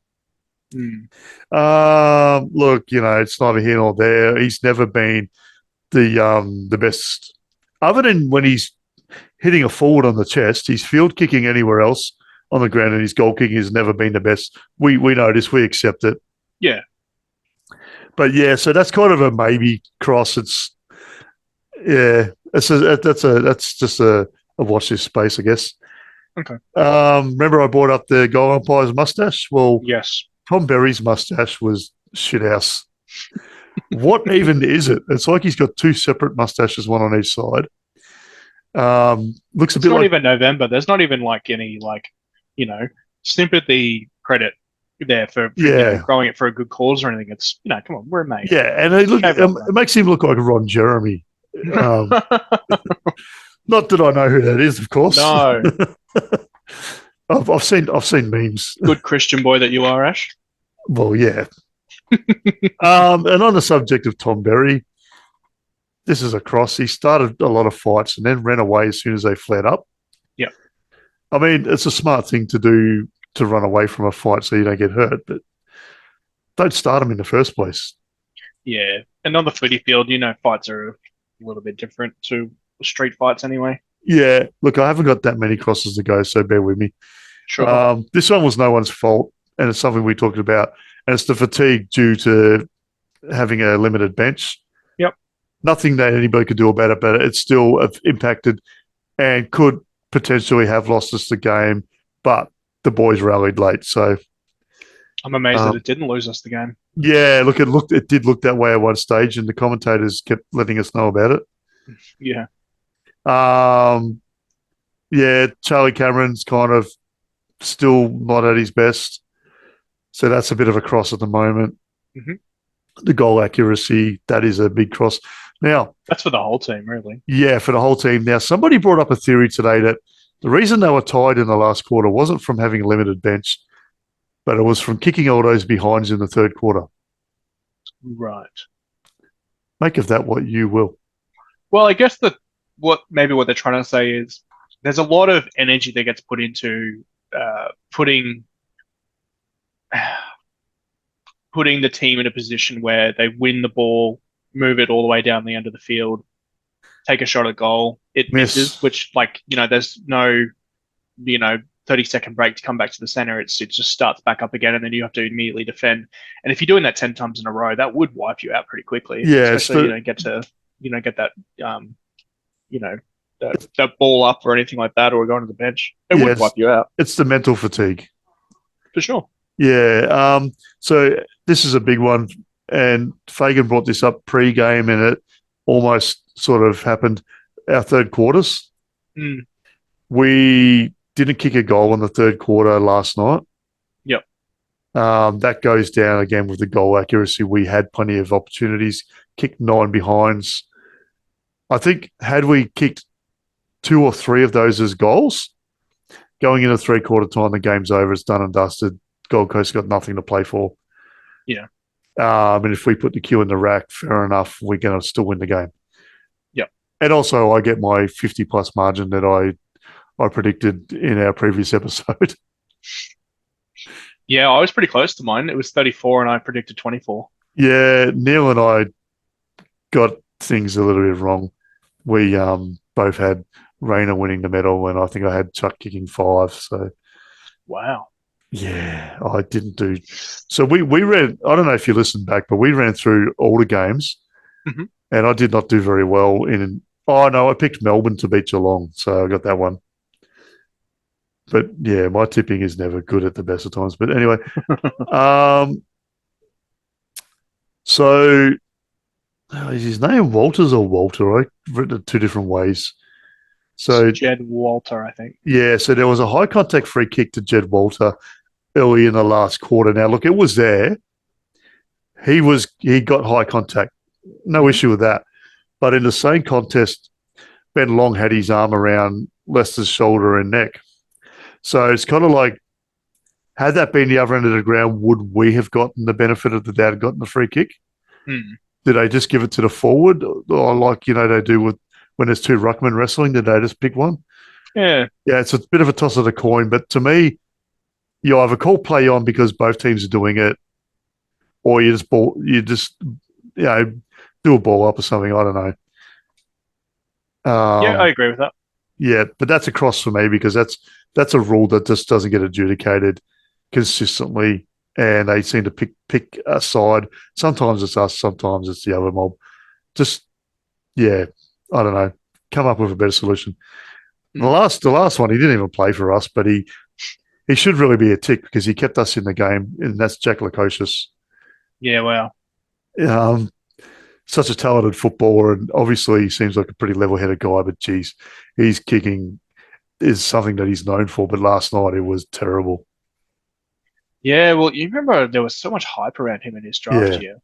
I honestly thought that in that draft year. So that was same year as the King brothers. Yeah, and who's the guy that was at the Suns, but Rankin. Yeah, Rankin went Isaac Rankin went Rankin. third with Yeah, him. I had him and Rankin ahead of the King brothers. Mm. In like obviously one or both of the King brothers had injuries, but just on talent alone, because I'd seen the under 18s carnival and whatever. Mhm. And yeah, he was starting to come good, but the Suns need him to be a generational, 10-year plus player for them. I don't think he's going to be that. Yeah, I reckon the South Australian club's going to be knocking. Mm. But then again, they're probably looking at him and going, well, on that display last night, maybe we don't want him. Yeah, I don't know. I wouldn't be eagerly chasing him if I was any club, really. I think he's all right, and he has some good moments, but I don't think he's anywhere near the potential that they thought that he had in his under 18s year. Yeah, and that's the thing. Like, he was recruited as a forward, and they initially played him down back at the Suns, Mm. potentially, I guess, to learn a bit of craft. But Yeah, well, it yeah, was also because they had such a stacked forward line that there was no room yeah, for him. they did too, didn't they? Because Yeah, they recruited Big Levi Casbolt, and they had Alex Sexton was still there, and and then Ben um, King, and then Ben King, and uh, yeah, Mabia Chol. Mabia Chol, yeah, and yeah. I mean, I get it. Oh, he's got a lot of talent, but he's not living up to it. No. Last night was a shocker for him, and thank God for that for us. So yeah, you're ready for your ticks? Yeah, mate. So my first tick is a hard fought win. So it was a win, but also it felt like they kept the energy up all night. Yep. And that's win or lose. That's what I'm looking for every week is the Yeah. effort. Skill errors happen. Teams can be better than you and they can beat you, and that happens all the time. But it's when you feel like the players give up, that's when I get annoyed, and that's when I get disheartened in a game. And the big thing with that was at the tail end of the last quarter, tail end of the game was normally we're conceding 2 or 3 goals in that junk time period, but it was actually us who got those 2 or 3 goals. Yeah. And that's a big step up for the club. Yeah, that doesn't happen for us very often. So it's good to No. see that. Yeah, and like me, I'm being really hot on the junk time goals against. Hmm. So for us to get a couple for at that period of the game as well, massive tick. Yep, definitely. My next one is two debutants. So I love debutants. It's one of my favorite things about footy is someone playing their first game. Yep. There's no expectations. It's literally just go out and give it your all. And it's always a nice little cherry on top if they actually have a fantastic game. And I thought that both of them played really well, and they definitely deserved more games. And I think there was something really exciting about Logan Morris in particular. Yeah, like And he doesn't lack confidence, that's for sure. mm, You know, no, definitely not. um, and I just love the way they go about it now too. You know, like back in the days, blokes would read the newspaper on a Friday morning and go, "Oh, I'm playing on Saturday. Yeah, I better rock up at you know, half time of the reserves instead of half time of the under-19s or whatever." yeah, You know, and that was it. That was, and you just ran on the ground and it was all done. yep. The whole ceremony. I mean, some people reckon it's a bit wanky, but I like it. I love it. I love it too. You know, and I, you know, as a former cricket captain, I've presented caps to, you know, 15, 16-year-olds playing their first senior game, and just to see how much it means to them. Yep. You know, but just yeah, like you, I love to see new guys bring something. Mm-hmm. And as I said, look, I didn't feel Logan Morris was ready yet, and I still don't think he's completely ready. He's not going to be a long-term option this week. No, But in years to come, when it's his time, it's going to be really his time. Yep. And I wouldn't rush him, but no. The future definitely looks bright for that guy. And he's such a baby face as well. Have you seen a photo of him? Yeah, no, I've seen him in person. Like he's like his body looks like it's like a full man's body, but his face looks like he's a 13-year-old boy. So yeah, like because I didn't approach him at the game at the hangar against Essendon because that was his first time probably seeing all his family since he'd been drafted, and he had about 20 or 25 family members around him and friends. But like seeing him around his family, like his folks and older relatives, like you said, his face looks so young, but yeah, he was also so much bigger physically than everyone else in his family, and he's like as they used to say in the olden days, he's a lump of a lad. Yeah, definitely. Yeah, and yeah, like I love the celebration when they get their first goal as well. Yeah, always good to see the boys get around them as well. And the Gatorade shower, if it's a win, it's always good. Yeah, and yeah, Bruce Revel as well. He was up and about early, you know, getting involved, and he looks so goddamn composed. Oh yeah, he looked like he was playing a bit like Kitty was before his injury. Yeah, a few people have brought that up today actually across the various social platforms. Yeah, so if he can channel a bit of that, then he's got a bright future ahead of him. Yeah. And my next one is crowd turnout. So it's a Sunday night game. Obviously, there was a public holiday today, so people had the excuse of being able to go out on a Sunday night. Yeah. But to get 30,000 on a Sunday night for a Q Clash, that's the biggest Q Clash crowd that has ever existed in the history of those two teams playing each other. Yeah, because someone brought up that the Q Clashes don't generally bring in the crowds, and they were saying like, it's more so you cliche, the big Victorian clubs that bring in the crowds. Yeah, it is, and that's true. I mean, if we're playing them down at the Gold Coast, it's probably going to be like 13 to 15,000. Yeah, and then if they come up here, it's going to be 20 to 23,000 typically. But it cracked 30, like just over 30, but still cracked 30 last night, which was an amazing effort. So big tick to everyone that went. I unfortunately couldn't make it because I had a bunch of other stuff on. Yep. But big tick to everyone that went, and there was a lot of people that went. So yeah, big tick for that one. Mm-hmm. The next one is the energy felt back. Yeah. And now that can kind of be tied into my hard-fought win one as well, but I was happy with the energy so that even if we didn't win the game, because there was a decent excuse if we didn't win the game of all the injuries that we had and all that sort of stuff. But the fact that we did win kind of was a cherry on top for me. I was just happy to see that it felt like the boys wanted to be out there and that they actually wanted to win. So that was a big tick for me because that's so important for me. But the caveat on that is that it has to become a consistent thing now. Yeah. Yep, and that's when we look forward to, we play next Sunday in Adelaide against the Crows. So Yep. That could go any direction. And they touched us up down there last year. Yeah, they're not easy beats. Definitely Nah. not. And look, and they've started winning games now too, and they've beaten some decent sides. I mean, I'm not sold on Port Adelaide did they beat the Bulldogs as well? Think so, yeah. Yeah, I'm not sold on either of those teams, but on paper they are really good teams. Yeah, for sure. So it's not gonna be easy. Yeah. But we can do it. Yep. And that's all the ticks that I had for that one. All right. Well, I chucked a couple of extra ones in for fun, but yeah. So yeah, before we get into Player of the Week, I just want to bring up Dwayne Russell with a couple of his zingers. So Harry Sharp kicked a goal, and he's gone a banana, if you don't mind, in a banana state. How sharp was that? Yeah, he was very proud of himself for that one. He was patting himself on the back, self-congratulating. You could feel him looking around the com box. Yeah.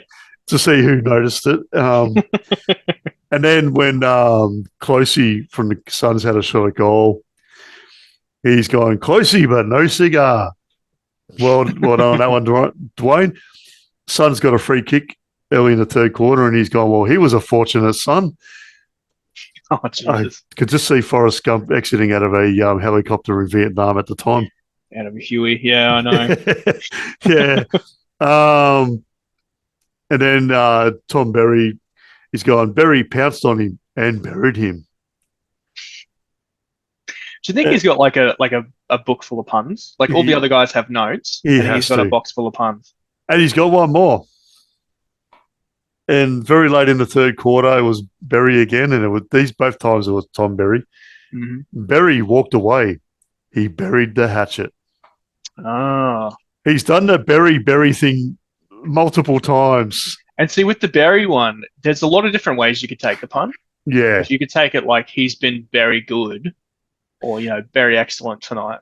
Yeah. But he didn't go there. He went for the bury twice, like to bury something twice. So, yeah, not full points on that one for me. Yeah.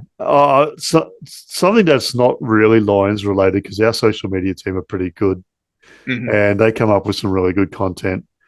And I think with the advent of some other clubs bringing out good content as well, our guys, especially with a new social media team this year, they've really they step up a level or whatever. But a team that doesn't have a clue what they're doing with their social media is the West Coast Eagles. And a conspiracy theory came out this morning or over the weekend, maybe.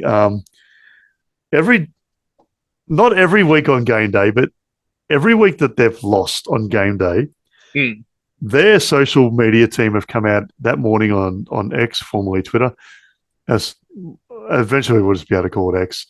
Yep. Instagram, TikTok, and Facebook. And early that morning, they've said, get up, it's game day. Now, every time they've done that, they've lost. Every time they haven't done it, well, one of the times they didn't do it, they lost, but that was against Sydney when they led by a fair bit at halftime. And looked competitive. Superstitious of you. And the other times they haven't done it, they won. Now, it wasn't me. This is a theory that was presented to me. I was like, yeah, it's got legs. Yeah.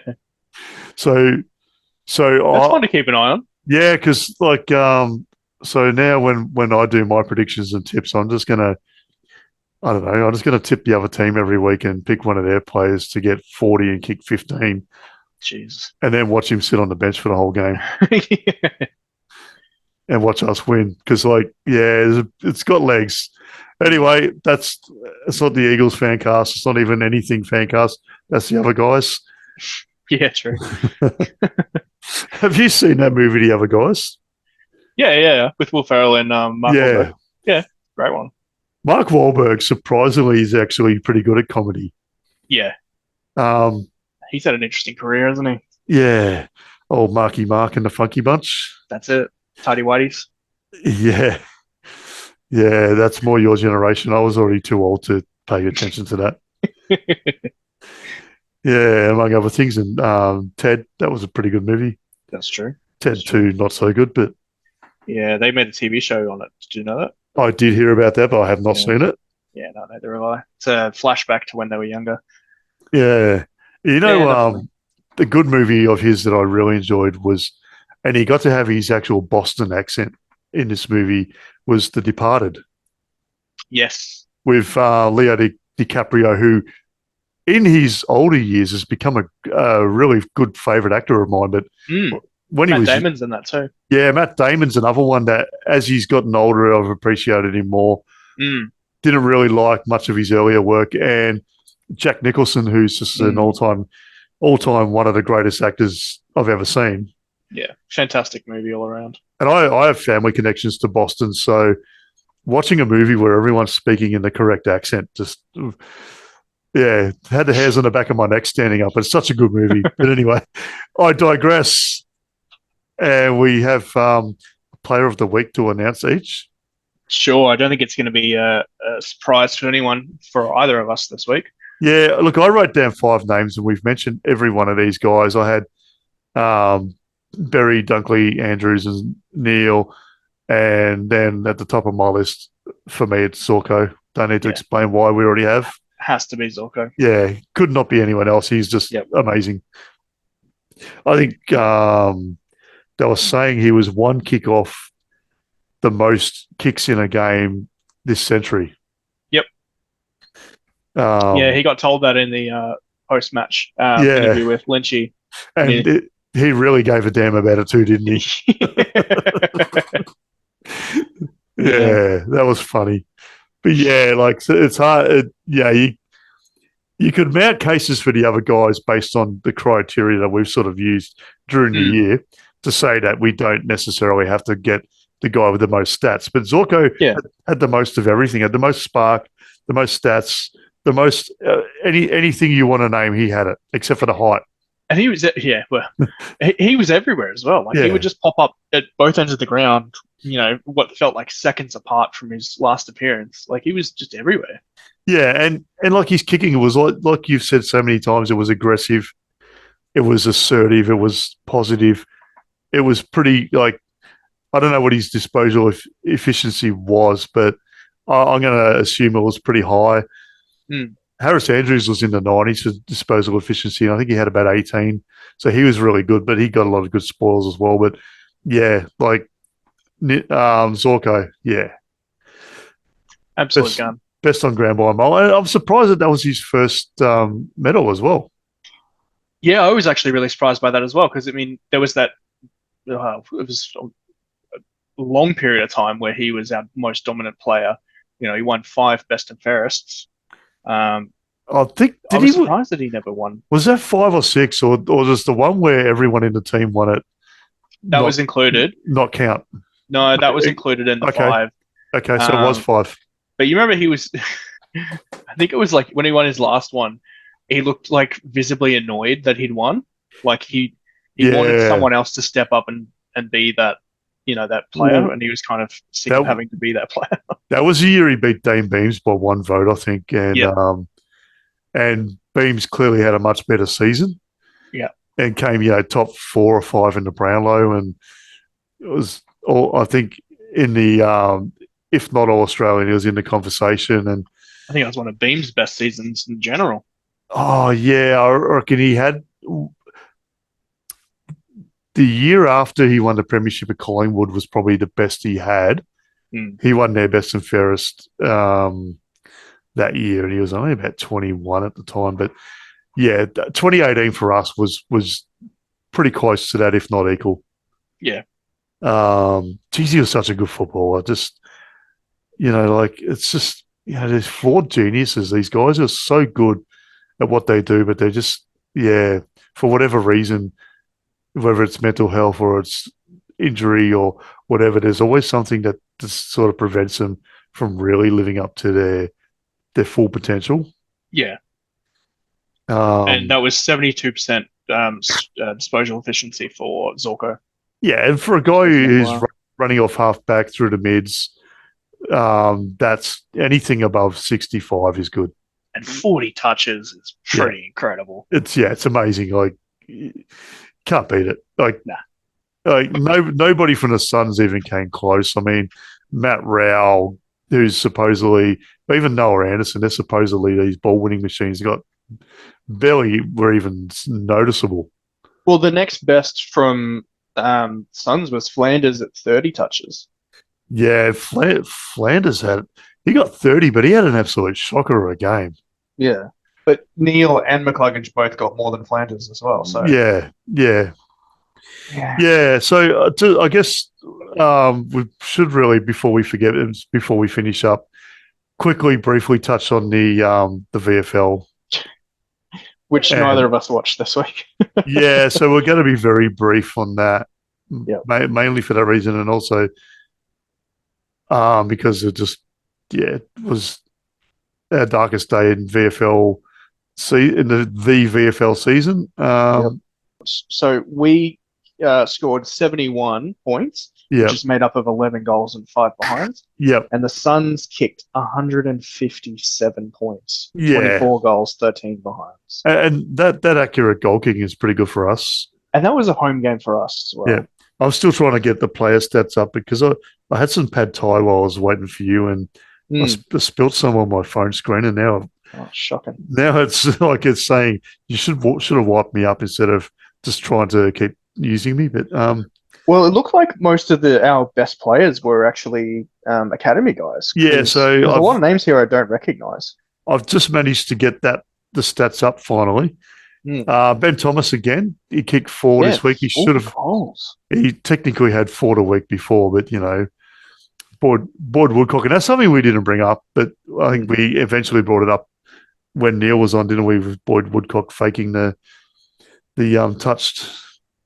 Yes. Maybe were you still with us at that point? I think so. Yeah. Yeah. Jamison Shea, number 58. Kicked a couple of goals. Don't know anything about him. Have we brought him up at all this season? I don't think so. Obviously, Logan Morris kicked a goal. Ewan McPherson's a guy I've mentioned a couple of times during the year. He's kicked a goal, got 94 ranking points. That's pretty good of him. Jared Lyons, 35, 178 ranking points. That's huge. 8 clearances. Geez, I mean, I should criticise him and say he's down on his clearances, but it doesn't matter. We were getting pumped. So 8 clearances for one of our players is probably much better than what you could expect under the circumstances, because clearly we didn't have anywhere near a full adult team. No. Because of our injuries. We've got a lot of guys injured. So we're having to really draw from the academy or from the Quaffle or wherever we're getting guys from these days. From the Brothers Reserve. Yeah, I mean, the ever-increasing relation VFL list that we have going on. Yeah, but the thing I noticed with Lions is he got 15 tackles. So that's something we've been sort of a bit harsh on him over the period. Yep. And Jimmy Tunstall got 10 tackles. Jackson Pryor, 10 marks, which when you're playing in the back line and the ball's coming down there a lot, you're going to get a few, because Will Martin, who's a defender, he got 10 marks as well. So I'm trying to find information on Ben Thomas. So he has no picture and no number on his official squad announcement, and there's no biography or anything. He's just a mystery. Yes. So remind me when we do selection episode, because I did see something in one of the reserves groups where they said a little bit about him. It was a very brief comment about him, but is he draft eligible or is he an overager? That I don't know. Yeah, that's what I want to know, because if he's kicked 4 goals in the last few games, definitely someone I want to keep an eye on. Yeah, that's right. He's technically kicked 8 in the last 2 games, but only 7 got paid as goals, obviously. But not much else really to say. No, I mean, I don't even know how you can defend a score like that. I mean, we kicked 70 and we still got beat by 86. Yeah, statistically, Jake the Snake Lohman had his best game for us. 19 handballs out of 24 disposals is interesting, though. Yeah. That's a high sort of rate. Jackson Pryor got 32 disposals as well to go with his 10 marks. So he's probably putting his hand up to come in for one of the boys. Yeah, that's out. And Zane Zakostelski played his first VFL game for the club. He did 10 disposals, no goals. The difference from what I can sort of just doing a bit of guesswork. Difference is Suns probably had more AFL listed guys in their team, and we had a lot of kids from the academy. Yeah, it seemed that way. Although I think their highest goal kicker was an academy prospect, Jai Farah. I don't think he's a listed player. The name rings a bell for some reason, but yeah, I don't know. Jai Farah. Don't think he's an official listed player because his number's 50, and normally, apart from Ben Brown, most players don't go into the 50s as official listed players. Yeah, well, that's right. It's very rare. I don't see Henry Smith anywhere on the. Yeah, good pickup. That's one of those, like we talked about it in an earlier episodes. One of those games he seems to have missed. So.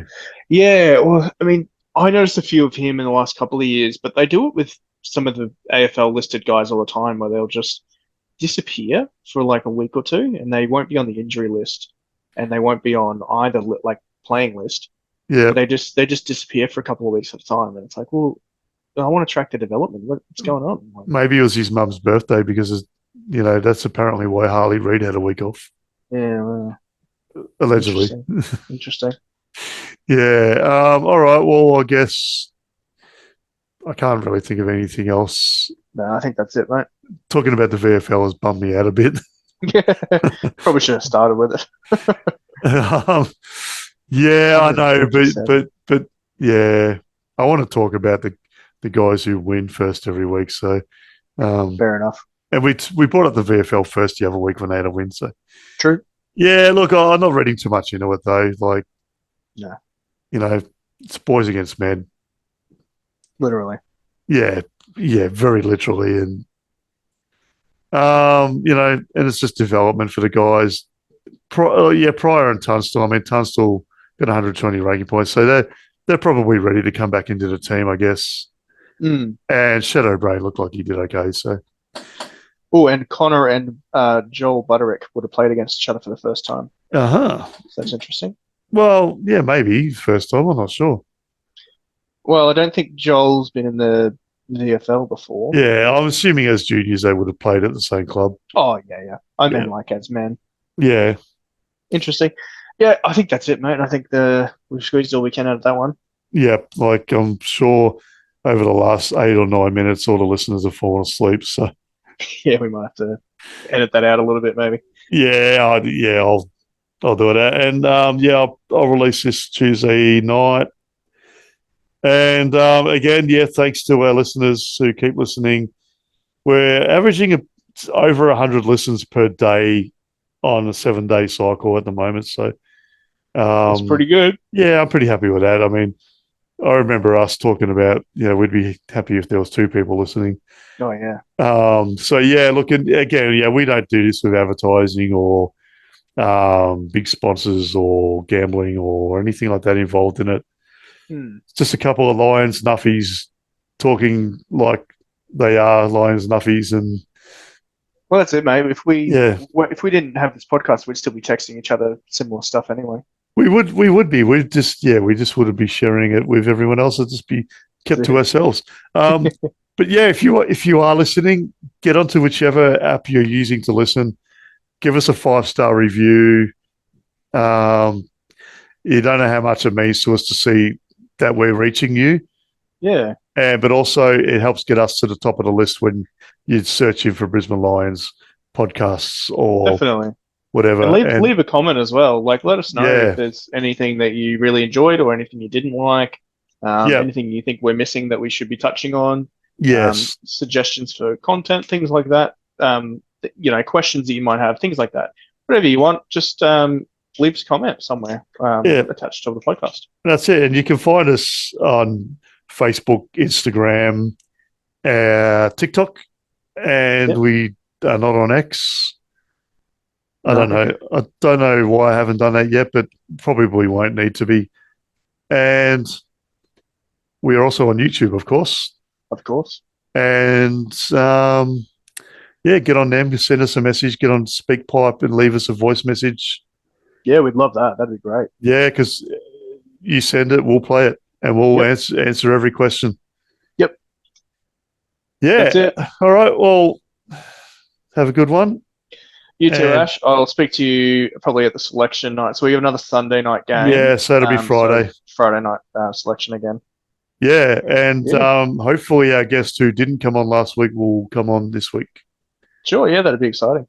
Yeah, and also for any fans up in Brisbane, I am locked in to come up to a Gabba game this year now. Gee.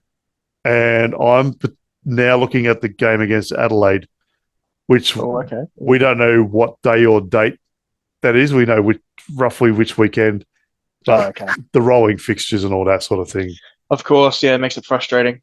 So I'll be there. I'll have my GoPro on a stick, and I'll be walking around and trying to capture some of the magic if there's any.